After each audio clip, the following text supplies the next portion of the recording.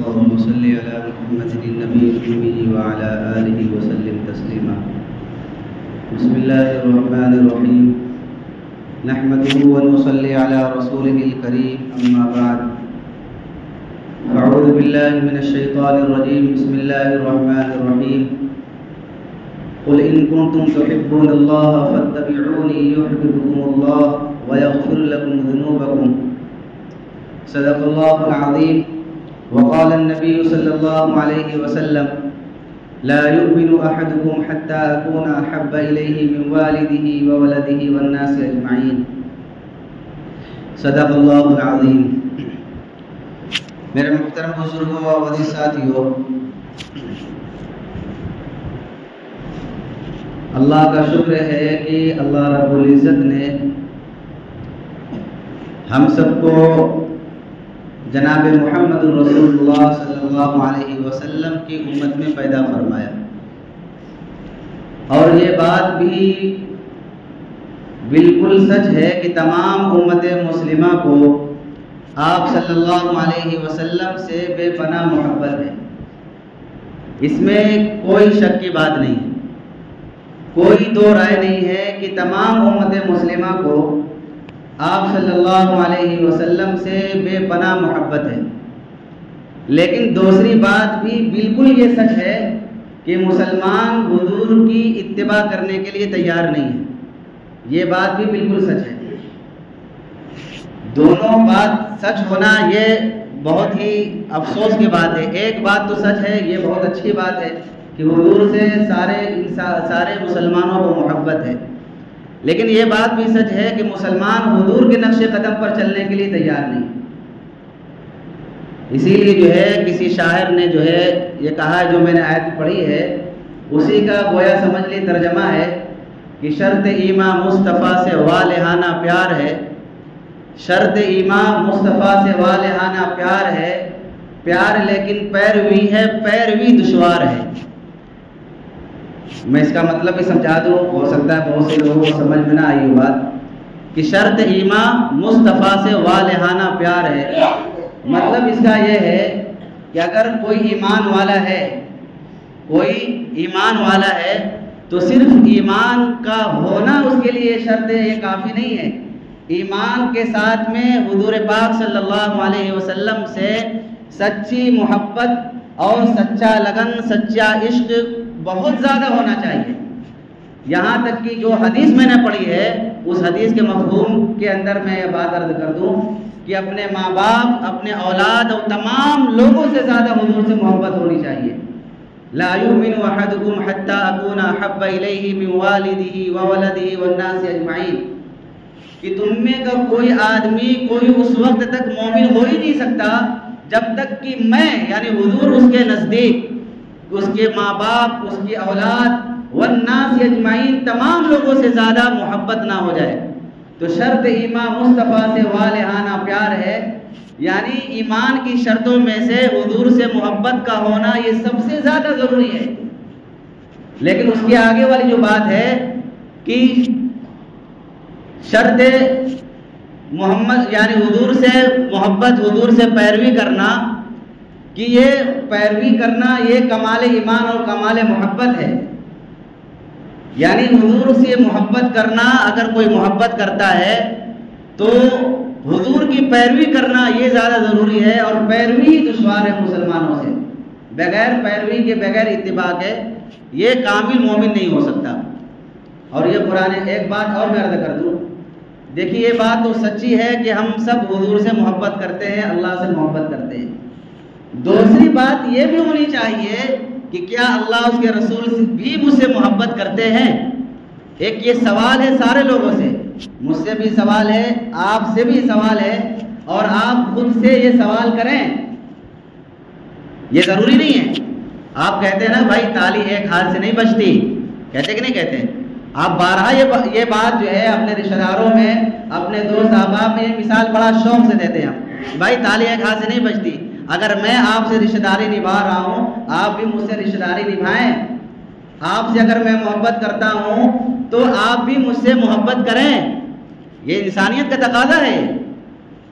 اور ہر آدمی یہی چاہتا ہے، اور انسانیت اور فطرت انسانیت یہ اس کے اندر داخل ہے یہ بات کہ کوئی آدمی اگر کسی سے محبت کرتا ہے تو اس کی فطرت یہ تقاضا کرے کہ وہ بھی مجھ سے محبت کرے۔ اگر وہ اس سے محبت نہیں کرے گا تو دوری پیدا ہوگی یا لڑائی جھگڑے پیدا ہوں گے، دو میں سے ایک ہوگا۔ یہ گاڑی چلنے والی نہیں ہے، ایک طرفہ محبت یہ گاڑی چلنے والی نہیں ہے۔ تو شرط یہ سوال یہ ہے، میں آپ سے سوال کر رہا ہوں اور آپ خود سے سوال کریں کہ میں حضور سے محبت کرتا ہوں، کیا اللہ اس کا رسول بھی مجھ سے محبت کرتا ہے یا کریں گے یا کرتے ہیں؟ یہ سوال ہے کہ نہیں سوال ہے؟ آپ قرآن و حدیث کی روشنی میں اٹھا کر کے یہ چیز دیکھیں گے تو پتہ کیسے چلے گا؟ حضور تو ہمیں بتلانے آئیں گے نہیں کہ میں تم سے محبت کرتا ہوں، یہ بتلانے تو آئیں گے نہیں۔ اس کا جواب کیسے ملے گا؟ یہ بھی تو اگر سوال کیا ہے تو جواب بھی تلاش کرنا ضروری ہے۔ اس کا جواب بھی حضور نے ہمیں دے دیا ہے، اس کا جواب بھی حضور نے ہمیں دے دیا ہے۔ حضور نے خود فرمایا من احب بسنتی فقد احبنی ومن احبنی کان معی فی الجنہ، جو میری سنتوں سے محبت کرتا ہے حقیقی معنوں میں وہی مجھ سے محبت کرنے والا ہے۔ من احب بسنتی فقد احبنی ومن احبنی کان معی فی الجنہ، اور جو مجھ سے محبت کرے گا یعنی جو میری اتباع کرے گا وہ جنت میں میرے ساتھ میں ہوگا۔ دوسری بات جو میں نے آیت پڑھی ہے اس کے اندر بھی اللہ رب العزت نے یہی جواب دیا ہے جو میں آپ کو جواب دینا چاہ رہا ہوں کہ آپ کا یہ دعویٰ ہے قل ان کنتم تحبون اللہ، کہ میں اللہ سے محبت کرتا ہوں۔ اللہ سے محبت ہے تو اللہ کے رسول سے بھی محبت ہے۔ قل ان کنتم تحبون اللہ کہہ رہا ہے اپنے نبی سے کہ اے میرے محبوب آپ لوگوں کو یہ کہہ دیں کہ اگر تم کو اللہ سے محبت ہے، اللہ کے رسول سے آپ کو محبت ہے، فاتبعونی، میری اتباع کرو۔ پھر کیا ہوگا؟ میری اتباع کرو گے تو کیا ہوگا؟ یحببکم اللہ تم سے محبت کرنے لگے گا۔ یہ اللہ نے اس کا جواب دے دیا ہے۔ شرط یہ ہے، لیکن پیروی ہے، پیروی دشوار ہے، یعنی پیروی حضور کی یہ شرط ہے، محبت کے لیے پیروی یہ شرط ہے۔ اور یہی مسلمانوں کے لیے سب سے دشوار کن بات ہے کہ حضور کی پیروی کرنے کے لیے یہ مسلمان تیار نہیں ہے۔ میرے عزیزوں، تو ہم ایک طرفہ تالی بجا رہے ہیں اور ایک طرفہ ہم ہاتھ بجا رہے ہیں، اور ایک طرفہ ہم ہر مسلمان، کسی کی تخصیص میں نہیں کرتا، کوئی بھی مسلمان ہو، ہر مسلمان یہ دعویٰ کرتا ہے میں حضور سے محبت کرتا ہوں، لیکن ساتھ اپنے اندر جھانک کر کے دیکھیں کہ کتنی میری حضور سے محبت ہے اور حضور کی کتنی اتباع ہے۔ اگر واقعتاً حضور کی اتباع ہے تو یقیناً اللہ اس کے رسول بھی آپ سے محبت کر رہے ہیں، اور اگر حضور کی اتباع نہیں ہے تو آپ یہ سمجھیں کہ بس آپ ایک طرفہ تالی بجا رہے ہیں اور آگے سے کچھ ہے نہیں، آگے سے کچھ بھی نہیں ہے۔ اور یہ بات اچھی طریقے سے ہم اس غلط فہمی میں نہ رہیں، یہ بات اچھی طریقے سے ہر مسلمان، یا یہاں تک کہ جو میری بات سن رہے اچھی طریقے سے دماغ میں اس بات کو راسخ کر لیں اور بیٹھا لیں، بغیر حضور کے اتباع کے کوئی آدمی جنت میں نہیں جا سکتا۔ یہ بات اچھی طرح سمجھ لیں، بغیر حضور کی اتباع کے کوئی بھی آدمی جنت میں نہیں جا سکتا۔ یہ بالکل پکی اور ٹھکی بات ہے، الا یہ کہ اللہ رب العزت کل قیامت کے دن کوئی اس کی ادا کوئی پسند آ جائے تو وہ الگ مسئلہ ہے، لیکن اصولی جو بات ہے وہ یہی ہے کہ بغیر حضور کی اتباع کیے ہوئے کوئی آدمی جنت میں نہیں جا سکتا۔ ہاں یہ ہے کہ اپنا عذاب بھگتنے کے بعد، سزا بھگتنے کے بعد ہر مسلمان، ہر کلمہ پڑھنے والا جنت میں جائے گا۔ پہلے مرحلے کے اندر بغیر سزا کے، بغیر عتاب کے، بغیر قہر کے، بغیر اللہ کے غصے کے جو آدمی جنت میں جانا چاہتا ہے اس کے لیے بھائی ضروری ہے کہ حضور کی اتباع کرے۔ میں اپنی طرف سے جو کوئی بات نہیں کہہ رہا، میں سارا قرآن حدیث کا نچوڑ آپ کے سامنے میں عرض کر رہا ہوں اور سارا خلاصہ آپ حضرات کے سامنے بیان کر رہا ہوں میں۔ تو اس لیے یہ میری بات آپ حضرات ضرور یاد رکھیے گا کہ میں حضور سے محبت کرتا ہوں، اس میں کوئی شک نہیں ہے، اللہ اس کا رسول بھی مجھ سے محبت کرتا ہے یا نہیں۔ اور آپ اگر سوال کریں گے اور فکر کریں گے تو یقیناً آپ کامیاب ہو جائیں گے انشاءاللہ، اور فکر نہیں کریں گے تو پھر ہم ہمیں شیطان اسی دھوکے میں ڈال کر کے رکھے گا کہ میں تو حضور سے محبت تو کرتا ہوں نا، بس کام آسان ہو جائے گا۔ میرے عزیزو، اگر ایسا ہوتا تو حضرات صحابہ کرام اور بزرگان دین اتنے بڑے بڑے مجاہدات نہ کرتے اور اتنے پریشانیوں میں اپنے آپ کو نہ پڑاتے اور اتنا دکھ درد پریشانیوں کو برداشت نہ کرتے۔ اس لیے میرے عزیزوں، ہم بہت بڑی غلط فہمی میں ہیں۔ اس غلط فہمی سے نکلنا تمام امت مسلمہ کے لیے بہت ہی زیادہ ضروری ہے۔ ایک صحابی تھے حضرت سعد رضی اللہ تعالیٰ عنہ، ان کو سعد اسود کہا جاتا تھا۔ وہ بہت زیادہ کالے کلوٹے تھے، اس لیے ان کو اسود کہا جاتا تھا۔ خوبصورت، ظاہراً خوبصورت نہیں تھے، لیکن دل کے اعتبار سے بہت ہی زیادہ خوبصورت تھے۔ اللہ اس کے رسول سے محبت ہونے کے ساتھ ان کے اوپر جان نچھاور کرنے والے اور حضور کی کامل اتباع کرنے والے تھے۔ تو حضور سے آ کر کے کہنے لگے کہ حضور، کیا میرا یہ کالا پن جنت میں جانے کے لیے ہمیں مانع بنے گا، رکاوٹ بنے گا؟ حضور نے کہا کہ نہیں، اگر تم حضور اللہ اس کے رسول سے محبت کرتے ہو اور ساتھ میں حدیث کے اندر یہ بھی ان کی اتباع اور نقش قدم پر چلتے ہو تو تمہیں کوئی چیز نہیں روک سکتی۔ پھر انہوں نے کہا کہ میں مدینے کے اندر بہت پیغام بھیجا ہوں اپنے نکاح کے لیے، لیکن کوئی بھی اس کے لیے تیار نہیں ہے کہ مجھ سے نکاح کرائے اپنی بیٹی کی۔ حضور نے کہا کہ وہب بن ثقفی رضی اللہ تعالیٰ عنہ کی بیٹی مدینے کے اندر بہت خوبصورت ہے، سمجھ بوجھ والی ہے اور بہت ہی زیادہ پڑھی لکھی ہے، میں نے تمہارا نکاح اس کے ساتھ کر دیا، جا کے اس کے والد سے بات کر لو۔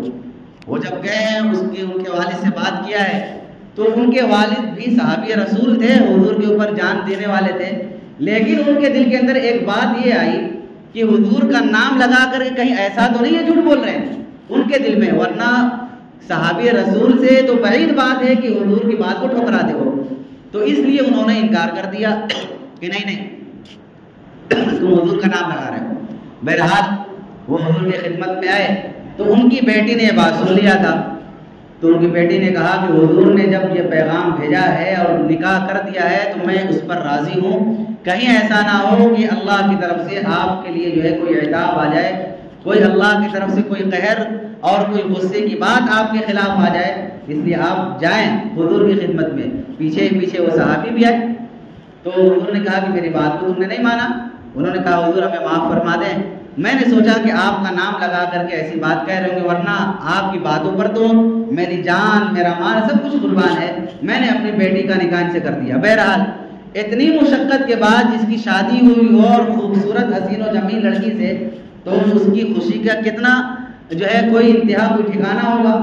بہرحال شادی ہو گئی، رخصتی ہو گئی، وہ آ گئی تو رخصتی کچھ سامان وغیرہ لینے کے لیے بازار گئے کہ اپنے بیوی کے لیے کچھ سامان وغیرہ لے لوں۔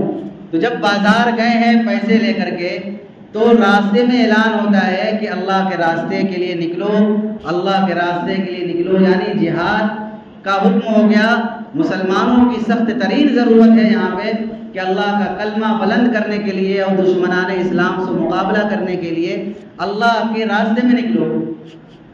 اب یہ صحابی رسول ایک طرف تو ان کی بیوی ہے اور آج ہی شادی ہوئی ہے، اور کس لیے نکلے ہیں؟ اپنی اہلیہ کے جوڑے کپڑے اور بھی جو ضرورت کی چیزیں ہیں وہ خریدنے کے لیے نکلے ہیں، لیکن ان کا جذبہ ایمان دیکھیے کہ حضور کا اعلان صرف ان کے لیے نہیں تھا، وہ تو عام مسلمانوں کے لیے تھا، اور یہ اعلان تھا انہوں نے حضور کی نقش قدم پر حضور کی بات اگر وہ نہ بھی جاتے تو حضور ان کے لیے رخصت کر دیتے اور اسے ناراض بھی نہ ہوتے، لیکن نہیں، عام اعلان تھا، انہوں نے اپنے آپ کو اس کے اندر شامل کیا اور بجائے اپنی ضرورت کا سامان لینے کے وہاں سے تلواریں خریدی، وہاں سے ڈھالیں خریدی، وہاں سے گھوڑے خریدے اور اپنے چہرے پر پٹی باندھ کر کے میدان جہاد کے لیے نکل گئے، اور اتنا لڑا کہ وہ شہید ہو گئے۔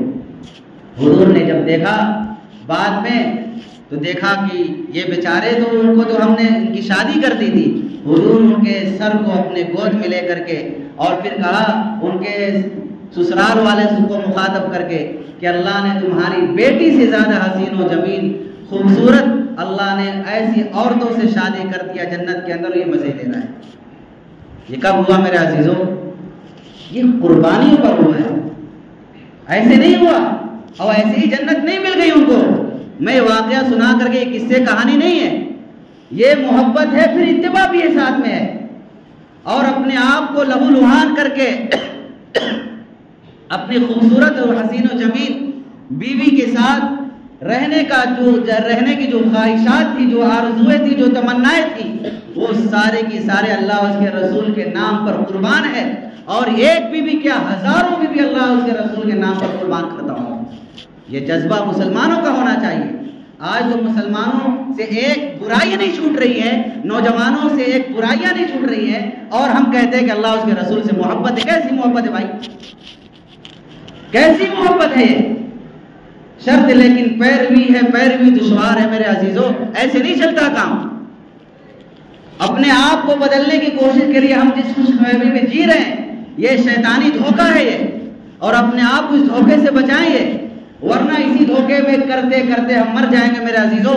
میں ایک واقعہ سناتا ہوں، بس اشارہ کروں گا کہ اللہ اس کے رسول سے محبت کرنے والے 3 صحابی رسول اور کامل اتباع کرنے والے تھے، لیکن جب غزوہ تبوک کے لیے اعلان ہوا تو یہ سارے کے یہ 3 صحابی رسول بالکل پکے ایمان والے تھے، ذرہ برابر بھی ایمان کے اندر کھوٹ نہیں تھی ان کے، لیکن انہوں نے سوچا کہ ہم بعد میں چلے جائیں گے، تھوڑی دیر میں چلے جائیں گے، ایک دن بعد چلے جائیں گے۔ یہ ایسے کرتے کرتے سستیاں ہو گئی، یہاں تک کہ حضور واپس آ گئے 1 مہینے کے بعد، اور یہ سستی کی وجہ سے جا نہیں سکے، بس سستی تھی، غفلت تھی، ورنہ کوئی کھوٹ نہیں تھا۔ حضور نے اس اتباع نہ کرنے کی وجہ سے بالکل 50 دن بائیکاٹ کیا تھا، 50 دن بالکل بائیکاٹ کیا تھا، یہاں تک حضور نے کہہ دیا کہ اپنی بیوی سے بھی علیحدہ اختیار کر لو، علیحدگی اختیار کر لو، یہاں تک مسلمانوں سے کہہ دیا کہ ان سے میل جول بات چیت سب ختم کر دو۔ کس چیز پر؟ کس چیز کے اوپر؟ اتباع کے اوپر، حضور کی اتباع نہیں کی۔ حضور ناراض ہو گئے، اور ایسے ناراض ہوئے کہ 50 دن تک بولنا خود بھی نہیں، اور مسلمانوں سے بولنا بند کرا دیا۔ اور ہم خوش فہمی میں ہیں کہ میں حضور کی نماز، جو لائی ہوئی نماز کو چھوڑتا رہوں، اور حضور نے منع کیا گانا سننے سے، میں اس کو سنتا رہوں، حضور نے عیاشی فحاشی اور ریانیت سے بچنے کے لیے کہا، میں اس کو کرتا رہوں، اور میں بس یہ دعویٰ کرتا رہوں میں حضور سے محبت کرتا ہوں۔ بتاؤ حضور اس سے خوش ہوں گے؟ ان واقعات سے آپ کیا اندازہ لگائیں گے؟ بتائیے آپ ذرا تھا۔ یہ میں آپ کو جھنجھوڑ اس لیے رہا ہوں کہ میں خوش فہمی میں نہ رہوں، میں یہ شیطانی دھوکہ چل رہا ہے، یہ جو ہم اپنے آپ کو شیطانی دھوکے میں ڈال رکھا ہے۔ میں نے شروع میں عرض کیا، یہ پتہ کیسے چلے گا اللہ اس کے رسول بھی مجھ سے محبت کرتا ہے؟ یہ پتہ کیسے چلے گا؟ میں وہی پتہ لگوانا چاہتا ہوں میں کہ کیسے پتہ چلے گا۔ ان واقعات کو سنا کر کے میں آپ کے ذہنوں کے اندر یہ بات ڈالنا چاہتا ہوں، ان واقعات سے آپ اندازہ لگائیں گے کہ اللہ اس کے رسول مجھ سے راضی ہے یا خود ناراض ہے۔ بات سمجھ میں آ رہی کہ نہیں آ رہی؟ ان واقعات کو سنا کر کے میں آپ کے دل و دماغ کے اندر یہ بات، اور خود اللہ میرے دل کے اندر بھی یہ بات ڈال دے کہ میں خوش فہمی میں نہ رہوں اس بات کے۔ اس لیے میرا عزیزوں، شرط لیکن پیروی ہے، پیروی دشوار ہے، شرط پیروی ہے۔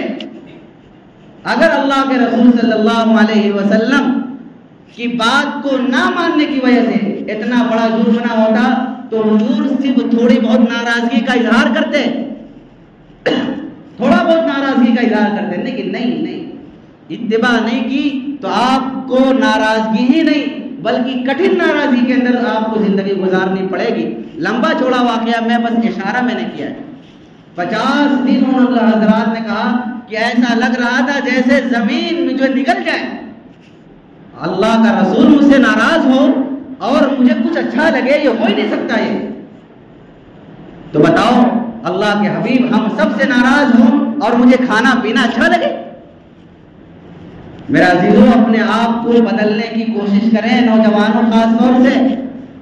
خوش فہمی میں رہنے کی ضرورت نہیں، یہ شیطانی دھوکہ ہے، یہ شیطان دھوکے میں ڈال کر کے رکھا ہے۔ حضور کے زمانے کے اندر اگر کوئی چوری کر لیتا ہے، حضور کے پاس لایا جاتا ہے، حضور نے اس کے ہاتھ کو کٹوایا ہے۔ کیوں؟ حضور کی اتباع نہ کرنے پر سزا ملے گی آپ کو، اگرچہ یہ مجھ سے محبت ضرور کرتا ہے، لیکن حضور کی اتباع نہ کرنے پر آپ کو سزا ملے گی، اور حضور نے سزائیں دی ہیں۔ حضور کے زمانے میں صحابی رسول نے شراب کی ممانعت کے بعد شراب پی گئی، حضور نے بلوا کر کے کوڑا لگوایا ہے، کوڑا لگوایا ہے۔ محبت ہے حضور سے، ایسا نہیں محبت نہیں ہے، محبت ہے۔ اتباع نہیں کرنے پر حضور نے سزائیں دی ہیں، ناراضگی کا اظہار کیا ہے۔ کیوں کہ اصل جو چیز ہے وہ اصل پیروی ہے حضور کی، اصل جو ہے حضور کی پیروی ہے۔ زنا کرنے پر حضور نے رجم کروایا ہے۔ رجم مطلب سمجھتے میں نے بتلایا ہے کہ گڈھے کے اندر آدمی کو اندر ڈال کر کے اور اوپر دھڑ آدھا ہو اور پھر اس کے بعد اس کو اوپر جو ہے رجم کیا جائے، اس کو ڈھیلے مارے جائے، پتھر مارے جائے اور مار مار کر جو اس آدمی کو ہلاک کیا جائے۔ الشیخ والشیخوۃ اذا زنیا فرجموہما، کہ اگر کوئی آدمی اس طریقے سے شادی شدہ زنا کرے تو اس کو اس طریقے شریعت کے اندر یہ تو حضور سے محبت ہے۔ اور حضور نے اس رجم کے بعد جب غلطی کی تلافی ہو گئی، معافی ہو گئی، تو حضور نے جنت کی بشارتیں بھی دی ہیں، حضور نے جنت کی خوشخبریاں بھی دی ہیں۔ اس لیے میرے عزیزوں، اس بات کا بہت زیادہ ہمیں خیال ہونا چاہیے، احساس ہونا چاہیے اس بات کا کہ ہم اور نوجوانوں کی حضور کی اتباع اصل ضروری چیز ہے۔ حضور سے محبت اور حضور کی اتباع یہ دونوں چیزیں، صرف حضور سے محبت یہ نہیں چلے گی۔ شاعر کہتا ہے تعصی الرسول وانت تظہر حبہ هذا الامر في الفعال بديع لو كان حبك صادقا لاطعته ان المحب لمن يحب مطيع، کہ تم اپنے نبی کی، اپنے رسول سے محبت کا دعویٰ کرتے ہو اور انہی کی اتباع نہیں کرتے اور ان کی نافرمانی کرتے ہو۔ تعصی الرسول وانت تظہر حبہ، کہ حضور کے نقش قدم پر چلتے نہیں، حضور کی بات مانتے نہیں، وانت تظہر حبہ، اور محبت کا دعویٰ کرتے ہو۔ لو کان حبک صادقا لاطعته، اگر واقعتاً تم سچی محبت کرنے والے ہوتے لاطعته تو حضور کی اتباع کرتے۔ کیوں؟ ان المحب لمن يحب مطیع، کیونکہ محبوب کی اتباع کرتا ہے، محبوب کی اتباع کرتا ہے، ایسے نہیں ہوتا۔ اس لیے میرے عزیزوں، حضور کے سامنے جب بھی مسلمانوں نے حضرات صحابہ کرام سے کچھ غفلتیں ہوئیں، کچھ کوتاہیاں ہوئی، حضور نے اس کے اوپر پردہ نہیں ڈالا، اس کے اوپر سزائیں دی ہیں، ناگواری کا اظہار کیا ہے۔ اور وہی غلطی نہیں، اس سے کہیں ہزاروں کروڑوں گنا ہم اور آپ کریں تو بتاؤ، اور اس بات کا ہم یہ اس خوش فہمی میں رہیں کہ حضور مجھ سے محبت کرتے ہو، یہ نہیں ہو سکتا، یہ نہیں ہو سکتا۔ میرے نبی ہم سب کے آقا آئے تھے یہ دین ہر کچے پکے گھر کے اندر پہنچانے کے لیے، کہ ہر کچے پکے گھر کے اندر پہنچ جائے اور یہ سنت ہر کچے پکے ہر انسانیت کے دماغ کے اندر اتر جائے۔ لیکن آج مسلمان اور آج کا نوجوان حضور کی اتباع کرنے کے لیے تیار نہیں ہے، آج کا نوجوان حضور کی اتباع کرنے کے لیے تیار نہیں ہے۔ ناچنے گانے والوں کی چاہے کتنی اتباع کرا لو، جو ناچنے گانے والے ہیں، کھنگارنے والے ہیں، ان کی اتباع چاہے جتنی کروا لو، اور پوچھ لو کہ کون سی فلمیں کب آئی ہے، کون سی فلمیں میں کس نے کب کون سا کس نے جو ہے کیا رول ادا کیا، وہ سارے نوجوانوں کو پتہ ہے۔ میرے عزیزوں، میرے بھائیوں، سب سے بڑا ہیرو، سب سے بڑا پیشوا ہم سب کے آقا ہے، کہ اگر کسی کی اتباع کرنی ہے، کسی کو آئیڈیل بنانا ہے، وہ ہم سب کے آقا ہے۔ اس سے بڑا کوئی پیروی کرنے والا نہیں ہے۔ جس کو پیشاب کرنا نہ آتا ہو، جو پیشاب کر کے دھونا نہ جانتا ہو، جو آدمی آپ سے مصافحہ کرنا نہ جانتا ہو، جو آپ سے تھوڑی دیر رک کر کے بات کرنا نہ جانتا ہو، جو آپ کی عزت کرنا نہ جانتا ہو، آپ اس کے دروازے پر پہنچ جاؤ، آپ کو منہ نہ لگائے، ایسے آدمی کی پیروی تم کرتے ہو اور اس کے اوپر فخر کرتے ہو۔ شرم آنی چاہیے ہمیں۔ جو آقا، جو محبوب ہمارے لیے راتوں کو اٹھا، راتوں کو رویا، عرفات کے میدان کے اندر 5 گھنٹے مسلسل اونٹنی کے اوپر بیٹھ کر کے ہم سب کے آقا نے مجھے اور آپ کو یاد کر کے اور قیامت تک آنے والے انسانیت کو یاد کر کے رو کر کے دعائیں کی۔ رات کو تہجد کے وقت اٹھ کر کے اس امت کے لیے یا ربی امتی یا ربی امتی اٹھ کر کے جو دعائیں کرنے والا ہو، اور یہاں تک کہ میدان محشر کے اندر کبھی پلسرات پر، کبھی میدان محشر کے اندر، کبھی حوض کوثر پر، کبھی میزان عدل کے پاس میں، اور اپنی امت کے لیے دعائیں کر رہے ہوں گے، یا ربی سلم یا ربی سلم، اے میرے رب میری امت کو سلامتی کے ساتھ پار کرا دے۔ میزان عدل پر اللہ کے حبیب ہم سب کے لیے دعائیں کر رہے ہوں گے کہ اللہ میری امت کا بیڑا پار کرا دے۔ ایسی ذات کی ہستی کو چھوڑ کر کے میرے عزیزوں ہم ناچنے گانے اور پھرنے پھٹکنے والے کے نقش قدم پر چلتے ہیں اور فخر کرتے ہیں۔ میرا عزیزوں، میرے نوجوانوں، سوچو اور مر مٹو اپنے آپ کے اوپر۔ یہ ناچنا گانا یا ٹھمکنا، ہم تو ناچ بھی بغیر ڈھول تاسے کو سننا پسند نہیں کرتے۔ میرا عزیزوں، اپنے آپ کو بدلنے کی کوشش کرو اور اپنے آپ کو چھوڑو کہ کہاں جا رہے ہو، اور اپنے آپ کو بدلنے کی کوشش کرو۔ ایسے نہیں چلتا اور ایسے یہ معاشرہ نہیں سدھار میں آئے گا۔ ارے ایسی ہستی پر مر مٹو، اپنی جانوں کو قربان کر دو، جس طرح کے حضرات صحابہ اکرام نے اپنے آپ کو کھپا دیا، مٹھا دیا، سب کچھ کر دیا۔ تو میرے عزیزوں، ہم بھی تو وہی مسلمان ہیں، ہم بھی تو وہی کلمہ پڑھنے والے ہیں، ہمارے بھی آقا وہی ہیں اور ہم بھی محبت کرتے ہیں۔ اتباع کرنے پر سب کچھ ہے۔ ایک صحابی تھے، میں نوجوانوں کہتا ہوں، کوئی فلم آ جائے تو کسی نے بیچ سے مانگ نکالا تو بیچ سے نکل جائے، کسی نے چڈھا پہن کر دوڑا تو چڈھا پہن کر دوڑ جائیں گے، خدا نہ کرے کوئی ننگے دوڑ جائے تو پتہ نہیں کوئی ننگے دوڑ جائے گا۔ یہ ہمارا معاشرہ ہے، یہ ہنسنے کی بات نہیں ہے۔ ایسے بھی آئیڈیل کرنے والے ہیں، نقش قدم پر چلنے والے ہیں کہ اگر چڈھا اور لنگوٹا پہن کے بھی کوئی دوڑے گا تو اس پر بھی چلنے کے لیے نوجوان تیار ہیں۔ تو میرے عزیزوں، کہاں چلا گیا مسلمان؟ کہاں چلا گیا مسلمان؟ میرے عزیزوں، ایسا نہ کرو اور اپنے آپ کو بدلو۔